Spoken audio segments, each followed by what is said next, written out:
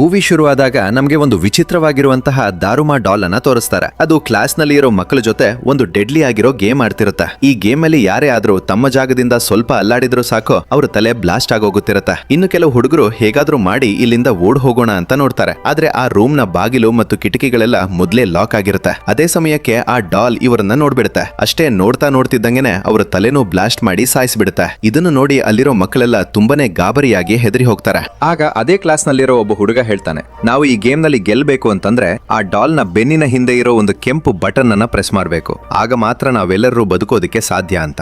ಇದನ್ನ ಕೇಳಿದ ತಕ್ಷಣ ಒಬ್ಬ ಹುಡುಗ ತುಂಬಾ ಅರ್ಜೆಂಟ್ ಆಗಿ ಆ ಬಟನ್ ಪ್ರೆಸ್ ಮಾಡೋಣ ಅಂತ ಓಡ್ತಾನೆ. ಆದ್ರೆ ಬ್ಯಾಡ್ ಲಕ್ ಏನಪ್ಪಾ ಅಂದ್ರೆ ಆ ಡಾಲ್ ಇವನನ್ನ ನೋಡ್ಬಿಡುತ್ತೆ. ಅಷ್ಟೇ, ಅವನ ತಲೆನೂ ಬ್ಲಾಸ್ಟ್ ಆಗಿ ಅಲ್ಲೇ ಸತ್ತೋಗ್ತಾನೆ. ಆಮೇಲೆ ಮಕ್ಕಳೆಲ್ಲ ಸ್ಕ್ರೀನ್ ಕಡೆ ನೋಡ್ತಾರೆ. ಅಲ್ಲಿ ಟೈಮರ್ ನಲ್ಲಿ ಇನ್ನು ಬರೀ ಒಂದೇ 1 ನಿಮಿಷ ಮಾತ್ರ ಬಾಕಿ ಇರುತ್ತೆ. ಇದರಿಂದ ಎಲ್ಲರೂ ತುಂಬಾನೇ ಪ್ಯಾನಿಕ್ ಆಗಿ ಹೇಗಾದ್ರೂ ಮಾಡಿ ಬಟನ್ ಪ್ರೆಸ್ ಮಾಡ್ಲೇಬೇಕು ಅಂತ ಓಡೋದಿಕ್ಕೆ ಶುರು ಮಾಡ್ತಾರೆ. ಆದ್ರೆ ಆ ಡಾಲ್ ಮಾತ್ರ ಎಲ್ಲರನ್ನೂ ನೋಡ್ತಾ ಒಂದೊಂದಾಗಿ ಎಲ್ಲರ ತಲೆನೂ ಬ್ಲಾಸ್ಟ್ ಮಾಡ್ತಾ ಹೋಗ್ತಿರುತ್ತೆ. ಈಗ ಆ ಕ್ಲಾಸ್ ನಲ್ಲಿ ಬರೀ ಶೂ ಮತ್ತು ಅವನ ಬೆಸ್ಟ್ ಫ್ರೆಂಡ್ ಇಬ್ಬರೇ ಬದುಕಿರುತ್ತಾರೆ. ಆಗ ಶೂ ಗೆಳೆಯ ಹೇಳ್ತಾನೆ, ನೀನು ನನ್ನ ಹೆಗಲ ಮೇಲೆ ಜಂಪ್ ಮಾಡಿ ಹೇಗಾದ್ರೂ ಆ ಬಟನ್ ಪ್ರೆಸ್ ಮಾಡು ಅಂತ. ಇನ್ನು ಕೇವಲ ಕೆಲವು ಸೆಕೆಂಡ್ಗಳು ಮಾತ್ರ ಬಾಕಿ ಇರೋದ್ರಿಂದ ಶೂ ತಳ ಮಾಡದೆ ಅವನ ಹೆಗಲ ಮೇಲೆ ಜಂಪ್ ಮಾಡಿ ಆ ಬಟನ್ ಅನ್ನ ಪ್ರೆಸ್ ಮಾಡ್ಬಿಡ್ತಾನೆ. ಇಬ್ರು ತುಂಬಾ ಖುಷಿ ಆಗ್ತಾರೆ. ಅಬ್ಬಾ, ಹೇಗೋ ಗೇಮ್ ಗೆದ್ದು ಬಿಟ್ವಿ ಅಂತ ಅನ್ಕೋತಿರ್ಬೇಕಾದ್ರೆ ಸಡನ್ ಆಗಿ ಶೂ ಫ್ರೆಂಡ್ ತಲೆನೂ ಬ್ಲಾಸ್ಟ್ ಆಗೋಗುತ್ತೆ. ಯಾರು ಆ ಬಟನ್ ಪ್ರೆಸ್ ಮಾಡ್ತಾರೋ ಅವರು ಮಾತ್ರ ಈ ಗೇಮ್ ನ ವಿನ್ನರ್, ಉಳಿದವರೆಲ್ಲ ಸಾಯಲೇಬೇಕು ಅಂತ. ಇದನ್ನ ಕೇಳಿ ಶೂಗೆ ಇಡೀ ಪ್ರಪಂಚನೇ ತಲೆ ಕೆಳಗಾದ ಹಾಗೆ ಆಗತ್ತೆ. ಇದಾದ್ಮೇಲೆ ಶೂ ಆ ಕ್ಲಾಸ್ ರೂಮ್ ನಿಂದ ಹೊರಗಡೆ ಬಂದಾಗ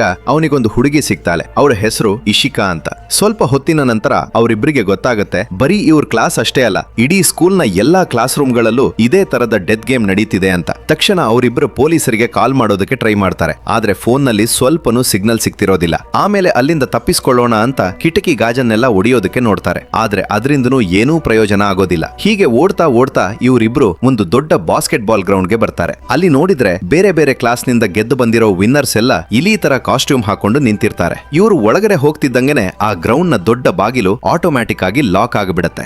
ಸ್ವಲ್ಪ ಹೊತ್ತಿನಲ್ಲೇ ನೆಲದ ಒಳಗಡೆಯಿಂದ ಒಂದು ದೈತ್ಯಾಕಾರದ ಬೆಕ್ಕು ಹೊರಗಡೆ ಬರುತ್ತೆ. ಅದು ಬಂದ ತಕ್ಷಣ ಅಲ್ಲಿದ್ದವರನ್ನ ಒಂದೊಂದಾಗಿ ಹಿಡಿದು ತಿನ್ನೋದಕ್ಕೆ ಶುರು ಮಾಡುತ್ತೆ. ಇದನ್ನು ನೋಡಿ ಎಲ್ಲರೂ ಪ್ರಾಣ ಉಳಿಸ್ಕೊಳ್ಳೋಕೆ ಇತ್ತ ಓಡೋದಕ್ಕೆ ಶುರು ಮಾಡ್ತಾರೆ. ಆಗ ಶೂಗೆ ನೆಲದ ಮೇಲೆ ಒಂದು ದೊಡ್ಡ ಗಂಟೆ ಕಾಣಿಸುತ್ತೆ. ಹಾಗೆ ಆ ಬೆಕ್ಕಿನ ಕುತ್ತಿಗೆಯಲ್ಲಿ ಒಂದು ಬಾಸ್ಕೆಟ್ ಬಾಲ್ ರಿಂಗ್ ಇರೋದನ್ನ ನೋಡ್ತಾನೆ. ಇದನ್ನು ನೋಡಿ ಶೂಗೆ ಒಂದು ಐಡಿಯಾ ಬರುತ್ತೆ. ನಾವು ಈ ಗೇಮ್ ಗೆಲ್ಲಬೇಕು ಅಂದ್ರೆ ಈ ಗಂಟೆನ ಕರೆಕ್ಟ್ ಆಗಿ ಆ ಬೆಕ್ಕಿನ ಕುತ್ತಿಗೆಯಲ್ಲಿರೋ ರಿಂಗ್ ಒಳಗಡೆ ಎಸಿಬೇಕು ಅಂತ.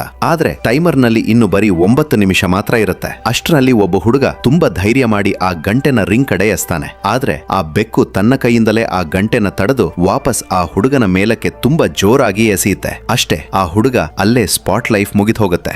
ಆಗ ಶೂ ಒಂದು ಮುಖ್ಯವಾದ ವಿಷಯ ಗಮನಿಸ್ತಾನೆ. ಈ ಬೆಕ್ಕು ಬರೀ ಇಲಿ ಕಾಸ್ಟ್ಯೂಮ್ ಹಾಕೊಂಡಿರೋರನ್ನ ಮಾತ್ರ ಟಾರ್ಗೆಟ್ ಮಾಡಿ ಕೊಲ್ತಿದೆ ಅಂತ. ಅದಕ್ಕೆ ಶೂ ಎಲ್ಲರಿಗೂ ಕೂಗಿ ಹೇಳ್ತಾನೆ, ಮೊದಲು ಆ ಇಲಿ ಡ್ರೆಸ್ ಅನ್ನ ಬಿಚ್ಚಿ ಹಾಕಿ ಅಂತ.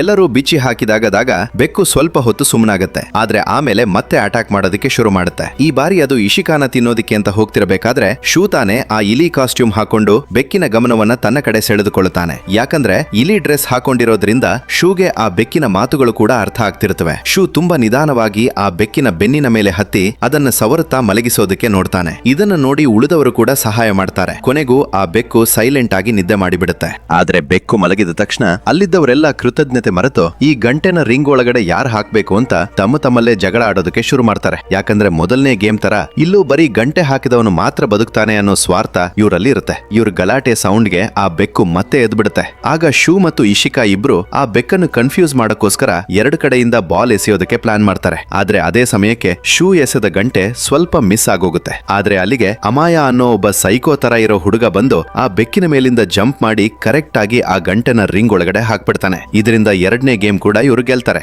ಆದ್ರೆ ಅಲ್ಲಿ ಬದುಕಿರೋದು ಬರೀ 3 ಜನ, ಶೂ, ಇಶಿಕಾ ಮತ್ತು ಅಮಾಯ. ಅಷ್ಟರಲ್ಲೇ ಆ ಬೆಕ್ಕು ತನ್ನ ಬಾಯಿಂದ ಒಂದು ವಿಚಿತ್ರವಾದ ಹೊಗೆ ಬಿಡುತ್ತೆ. ಇವರೆಲ್ಲ ಪ್ರಜ್ಞೆ ತಪ್ಪಿ ಬಿದ್ದು ಹೋಗ್ತಾರೆ. ಇವನಿಗೆ ಮತ್ತೆ ಪ್ರಜ್ಞೆ ಬಂದಾಗ ಶೂ ನೋಡ್ತಾನೆ, ಇವನು 3ನೇ ಗೇಮ್ಗೆ ಬಂದಿರ್ತಾನೆ. ಅಲ್ಲಿ ಸ್ಕ್ರೀನ್ ಮೇಲೆ ಸರಿಯಾಗಿರೋದನ್ನ ಹುಡುಕಿ ಆಗ ಮಾತ್ರ ಹೊರಗಡೆ ಹೋಗ್ತೀರಾ ಅಂತ ಬರೆದಿರುತ್ತೆ. ಅಷ್ಟರಲ್ಲೇ ಅಲ್ಲಿಗೆ 4 ಮರದ ಗೊಂಬೆಗಳು ಬಂದು ಗೇಮ್ ರೂಲ್ಸ್ ಹೇಳ್ತವೆ. ನೀವೆಲ್ಲ ಕಣ್ಣಿಗೆ ಪಟ್ಟಿ ಕಟ್ಟಿಕೊಂಡು ಕೂರ್ಬೇಕು. ನಾವು ನಿಮ್ಮ ಸುತ್ತಲೂ ಹಾಡು ಹೇಳ್ತಾ ತಿರುಗುತ್ತೀವಿ. ಹಾಡು ನಿಂತ ತಕ್ಷಣ ನಿಮ್ಮ ಬೆನ್ನಿನ ಹಿಂದೆ ಯಾವ ಗೊಂಬೆ ಇದೆ ಅಂತ ನೀವು ಕರೆಕ್ಟ್ ಆಗಿ ಹೆಸರು ಹೇಳಬೇಕು. ತಪ್ಪು ಹೇಳಿದ್ರೆ ಅಷ್ಟೇ ಕತೆ ಅಂತ. ಫಸ್ಟ್ ಒಬ್ಬ ಹುಡುಗನಿಗೆ ಚಾನ್ಸ್ ಸಿಗುತ್ತೆ. ಅವನು ತಪ್ಪು ಹೆಸರು ಹೇಳಿದ್ದಕ್ಕೆ ಆ ಗೊಂಬೆಗಳು ಅವನನ್ನ ಅಲ್ಲೇ ಮುಗಿಸ್ಬಿಡ್ತವೆ. ನೆಕ್ಸ್ಟ್ ಒಬ್ಬ ಹುಡುಗಿ ಕೂಡ ಟೈನ್ಗೆ ಸರಿಯಾಗಿ ಹೆಸರು ಹೇಳಕ್ಕೆ ಆಗದೆ ಕ್ರೂರವಾಗಿ ಸತ್ತೋಗ್ತಾಳೆ. ಈಗ ನೆಕ್ಸ್ಟ್ ಚಾನ್ಸ್ ಶುಗೆ ಬರುತ್ತೆ. ಆ ಗೊಂಬೆಗಳು ಇವನ ಸುತ್ತಲೂ ಹಾಡ್ತಾ ತಿರುಗಿ ಹಾಡು ಮುಗಿಸ್ತವೆ. ಆದ್ರೆ ಶುಗೆ ಯಾವ ಗೊಂಬೆ ಅಂತ ಗೊತ್ತಾಗದೆ ಸುಮ್ನೆ ಕೂತಿರ್ತಾನೆ. ಅಷ್ಟ್ರಲ್ಲಿ ಟೈಮ್ ಅಪ್ ಆಗೋಗುತ್ತೆ. ಬೆನ್ನಿನ ಹಿಂದೆ ಇದ್ದ ಗೊಂಬೆ ಇನ್ನೇನು ನೀನು ಸಾಯೋದಕ್ಕೆ ರೆಡಿಯಾಗು ಅಂತ ಹೇಳೋ ಅಷ್ಟ್ರಲ್ಲಿ ಶೂ ಸಡನ್ ಆಗಿ ಆ ಗೊಂಬೆಯ ಹೆಸರನ್ನ ಕರೆಕ್ಟ್ ಆಗಿ ಹೇಳ್ಬಿಡ್ತಾನೆ. ಅದಕ್ಕೆ ಆ ಗೊಂಬೆಗಳು ನಗ್ತಾ ಹೇಳ್ತವೆ, ಟೈಮ್ ಮುಗಿದ ಮೇಲೆ ಉತ್ತರ ಹೇಳಿದ್ರೆ ಏನ್ ಪ್ರಯೋಜನ ಅಂತ.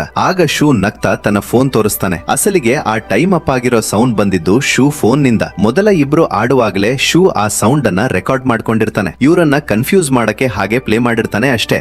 ಇನ್ನು ಅಸಲಿ ಟೈಮ್ ಇರುತ್ತೆ. ಹೀಗೆ ಬುದ್ಧಿವಂತಿಕೆಯಿಂದ ಶೂ 3ನೇ ಗೇಮ್ ಕೂಡ ಗೆಲ್ತಾನೆ. ಆ 4 ಗೊಂಬೆಗಳು ಬ್ಲಾಸ್ಟ್ ಆಗೋಗ್ತವೆ.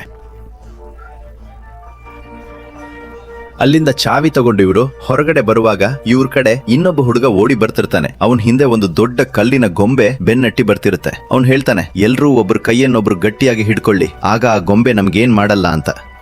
ಅಷ್ಟರಲ್ಲೇ ಮತ್ತೊಬ್ಬ ಹುಡುಗಿನೂ ಓಡಿ ಬರ್ತಾಳೆ. ಶೂ ಅವಳ ಕೈ ಹಿಡಿದು ಕಾಪಾಡ್ತಾನೆ. ಮುಂದೆ ಇವರಿಗೆ ಇನ್ನೂ 2 ಹುಡುಗರು ಸಿಗ್ತಾರೆ. ಆ ದೊಡ್ಡ ಬಾಗ್ಲು ತೆರೆಯೋದಕ್ಕೆ ಟೋಟಲ್ 7 ಚಾವಿಗಳು ಬೇಕಿರುತ್ತೆ. ಆದ್ರೆ ಇವ್ರ ಹತ್ರ ಬರೀ 4 ಇರುತ್ತೆ. ಅಷ್ಟರಲ್ಲೇ ಇನ್ನುಳಿದ 3 ಚಾವಿಗಳನ್ನು ತಗೊಂಡು ಅಮಾಯ ಅಲ್ಲಿಗೆ ಬರ್ತಾನೆ. ಆದ್ರೆ ಒಳಗೆ ಬರ್ತಾ ಬರ್ತಾ ತಾನು ಕೈ ಹಿಡಿದು ಕರ್ಕೊಂಡು ಬಂದಿದ್ದ ಹುಡುಗನನ್ನೇ ಅಮಾಯ ದಾರಿಯಲ್ಲೇ ಕೊಂದು ಹಾಕಿರ್ತಾನೆ.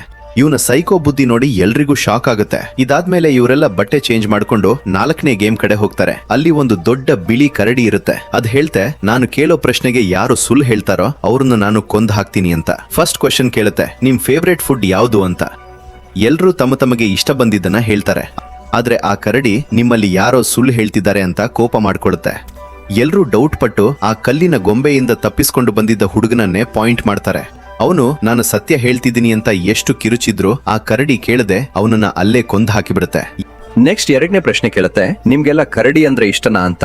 ಎಲ್ಲರೂ ಭಯದಿಂದ ಹೌದು ಅಂತಾರೆ. ಕರಡಿ ಮತ್ತೆ ಈ ಬಾರಿನೂ ಯಾರೋ ಸುಳ್ಳು ಹೇಳ್ತಿದ್ದಾರೆ ಅಂತ ರೇಗಾಡುತ್ತೆ. ಈ ಸಲ ಎಲ್ಲರೂ ಸೇರಿ ಒಬ್ಬ ಹುಡುಗಿನ ಟಾರ್ಗೆಟ್ ಮಾಡ್ತಾರೆ. ಅವಳು ಅತ್ತು ಕರಗಿದ್ರು ಕೇಳದೆ ಕರಡಿ ಅವಳನ್ನೂ ಮುಗಿಸಿಬಿಡುತ್ತೆ. ಇದನ್ನ ತುಂಬಾ ಸೂಕ್ಷ್ಮವಾಗಿ ಗಮನಿಸ್ತಾ ಇದ್ದ ಶುಗೆ ಅಸಲಿ ಮ್ಯಾಟರ್ ಅರ್ಥ ಆಗೋಗುತ್ತೆ. ಅವನು ನೇರವಾಗಿ ಆ ಕರಡಿನೇ ಪಾಯಿಂಟ್ ಮಾಡಿ ಹೇಳ್ತಾನೆ, ಇಲ್ಲಿ ಸುಳ್ಳು ಹೇಳ್ತಿರೋದು ಬೇರೆ ಯಾರೂ ಅಲ್ಲ, ಅದು ಸ್ವತಃ ನೀನೆ. ನಮ್ಮ ನಡುವೆ ಮಿಸ್ಅಂಡರ್ಸ್ಟ್ಯಾಂಡಿಂಗ್ ಉಂಟು ಮಾಡಿ ನಮ್ಮನ್ನ ನಾವೇ ಕೊಲ್ಲುವಂತ ಮಾಡೋದು ನಿನ್ನ ಪ್ಲಾನ್ ಅಂತ ಗರ್ಜಿಸ್ತಾನೆ. ಸತ್ಯ ಗೊತ್ತಾಗ್ತಿದ್ದಂಗೆನೆ ಆ ಬಿಳಿ ಕರಡಿ ಕಪ್ಪು ಕರಡಿಯಾಗಿ ಚೇಂಜ್ ಆಗೋಗುತ್ತೆ. ಇವರು 4ನೇ ಗೇಮ್ ಕೂಡ ಗೆದ್ದು ಬಿಡ್ತಾರೆ. ಲಾಸ್ಟ್ ಗೇಮ್ಗೆ ಬರೀ 5 ಜನ ಪ್ಲೇಯರ್ಸ್ ಬರ್ತಾರೆ.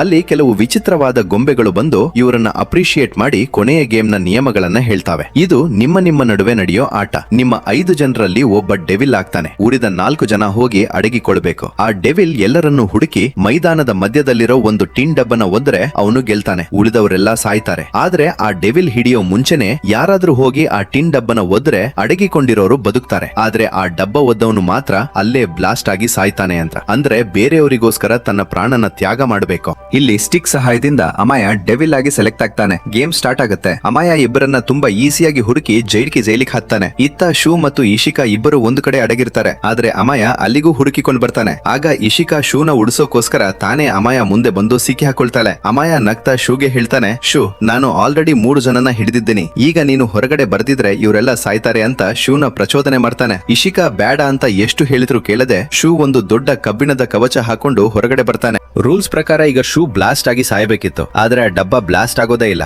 ಆಗ ಗೊಂಬೆಗಳು ಬಂದು ನಗ್ತಾ ಹೇಳ್ತವೆ, ಡಬ್ಬ ಬ್ಲಾಸ್ಟ್ ಆಗುತ್ತೆ ಅನ್ನೋದು ಬರೀ ಸುಳ್ಳು, ನೀವೆಲ್ಲರೂ ಈ ಗೇಮ್ ಗೆದ್ದಿದ್ದೀರಾ ಅಂತ ಎಲ್ಲರಿಗೂ ಐಸ್ ಕ್ರೀಮ್ ಕೊಡ್ತಾವೆ. ಇನ್ನು ನೀವು ನಿಮ್ಮ ನಾರ್ಮಲ್ ಲೈಫ್ಗೆ ಹೋಗ್ಬೋದು ಅಂತ ಹೇಳಿದಾಗ ಎಲ್ಲರೂ ನಿಟ್ಸಿರ್ಬಿಡ್ತಾರೆ. ಆದ್ರೆ ಅಸಲಿ ಟ್ವಿಸ್ಟ್ ಇಲ್ಲಿದೆ. ಐಸ್ ಕ್ರೀಮ್ ತಿನ್ನುವಾಗ ಶೂ ಕಣ್ಣು ಅದರ ಸ್ಟಿಕ್ ಮೇಲೆ ಬೀಳುತ್ತೆ. ಅದ್ರ ಮೇಲೆ ವಿನ್ನರ್/ಲೂಸರ್ ಅಂತ ಬರ್ದಿರುತ್ತೆ. ಆಕ್ಚುಲಿ ಈ ಕೊನೆಯ ಗೇಮ್ ಹೆಸರು ಗೇಮ್ ಆಫ್ ಲಕ್, ಅದೃಷ್ಟದ ಆಟ. ಕೇವಲ ಶೂ ಮತ್ತು ಅಮಾಯ ಸ್ಟಿಕ್ ಮೇಲೆ ಮಾತ್ರ ವಿನ್ನರ್ ಅಂತ ಇರುತ್ತೆ. ಆ ಗೊಂಬೆಗಳು ಕ್ರೂರವಾಗಿ ನಗ್ತಾ ಹೇಳ್ತವೆ, ಯಾರ ಹತ್ರ ಪವರ್ ಜೊತೆಗೆ ಲಕ್ ಇರುತ್ತೋ ಅವ್ರು ಮಾತ್ರ ಇಲ್ಲಿ ಬದುಕೋಕೆ ಸಾಧ್ಯ ಅಂತ.